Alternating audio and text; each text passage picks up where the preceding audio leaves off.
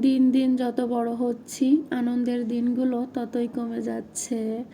বয়স আমাকে বড় না করলেও সময় আমাকে অনেক বড় করে দিয়েছে।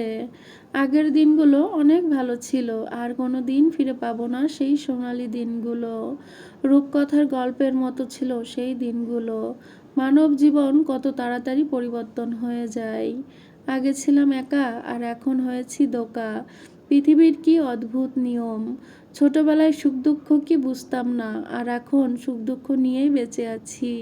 আমি ছোটবেলায় অনেক পুতুল খেলতাম। পুতুল খেলতে খেলতে কবে যে সংসারের জন্য বড় হয়ে গেছি নিজেও জানি না।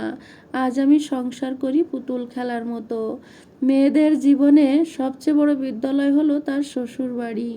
কখনো হাসতে শেখাই, আবার কখনো কাঁদতে শেখাই।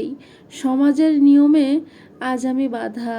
এই হলো মানব জীবন এবং মেয়েদের জীবন।